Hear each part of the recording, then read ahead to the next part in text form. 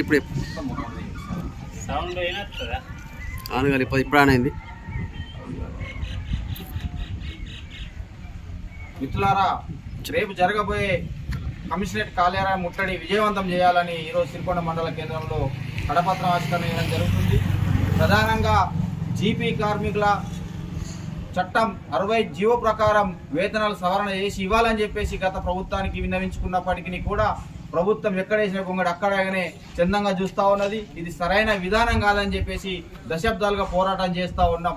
ఒకవైపున కార్మికులు ఎట్టి చాకిరి విధంగా అరకొరిగా 8,500 రూపాయలు ఇచ్చి 1000 రూపాయలు బోనస్ కింద ఇచ్చి ఈరోజు చేతులు దుప్పుకుంటున్న పరిస్థితి కనబడుతున్నది. ఉద్యోగ భద్రత లేదు, పిఎఫ్ సౌకర్యం లేదు, ఈఎస్ఐ సౌకర్యం లేదు.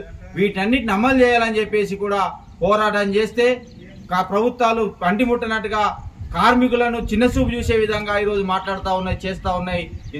ఇది సరైన విధానం కాదని చెప్పేసి కూడా ఐఎఫ్టీగా మేము ఖండిస్తున్నాం. గత ఈ నెలలో 5వ తారీఖు నాడు చెలో కలెక్టరేట్ నిర్వహించడం జరిగింది. రేపు జరగబోయే చెలో హైదరాబాద్ కమిషనరేట్ ముట్టడిని కూడా విజయవంతం చేయాలని చెప్పేసి కార్మిక లోకానికి పిలుపునిస్తా ఉన్నాం. ప్రధానంగా కార్మికులకు గత 7 నెలల నుంచి 8 నెలల నుంచి పెండింగ్ లో ఉన్న వేతనాలను కనీసం ఇవ్వలేని పరిస్థితిలో ఉన్న ఈ కాంగ్రెస్ ప్రభుత్వం ప్రజల పాలన అని చెప్పి డప్పు కొట్టుకోవడం తప్ప ఇంకొకటి కాదని చెప్పేసి కూడా మేము గుర్తిస్తా ఉన్నాం, హెచ్చరిస్తా ఉన్నాం. ఇది సరైన విధానం కాదు. ఇప్పటికైనా కార్మికుల వేతనాలు వెంటనే చెల్లించి వాళ్ళకు న్యాయం చేసే విధంగా చర్యలు చేపట్టాలని, రేపు జరగబోయే కార్యక్రమాలకు కూడా పూర్తి బాధ్యత ప్రభుత్వమే వహించవలసి వస్తుందని కూడా మేము ఈ సందర్భంగా హెచ్చరిస్తున్నాం.